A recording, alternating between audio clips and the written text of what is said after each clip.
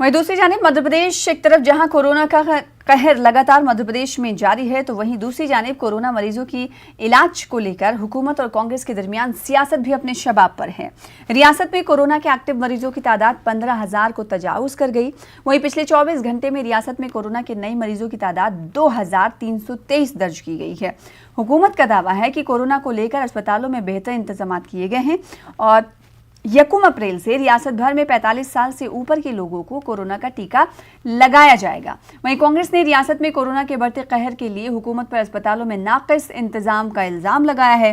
कांग्रेस का ये भी इल्जाम है कि पहले रियासत में हुकूमत की जानिब से कोरोना मरीजों का मुफ्त इलाज किया जाता था, मगर अब कोरोना मरीजों से इलाज के नाम पर मोटी रकम वसूल की जा रही है। कांग्रेस की जानिब से इल्जाम लगाए गए हैं। आइए आपको इस पर जो इल्जामात लग रहे हैं उस हवाले से रद्द-ए-अमल सुनाते हैं।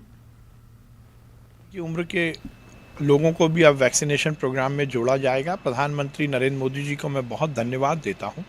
मध्य प्रदेश की सरकार शिवराज सिंह चौहान जी के नेतृत्व में हर तरह से वैक्सीनेशन के लिए तैयार है। 1 अप्रैल के भी वैक्सीनेशन के लिए हम पूरी तरह तैयार हैं।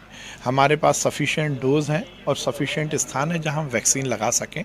अब 45 साल की उम्र के वैक्सीनेशन के बाद हम ये मानते हैं कि कोरोना की जो संकट है उसमें निश्चित रूप से रोकथाम लगेगी। आज 2-2 लाख पैकेज में हो रहा है प्राइवेट अस्पतालों में। प्राइवेट में तुरंत जाएगा तो एक आम आदमी मध्यम करेगा क्या भाई? कोरोना का जब उस पीक पे है, जब पहले भी निःशुल्क देते थे मुख्यमंत्री, हम लोग भी एडमिट हुए, आपको कैसे नहीं लगे?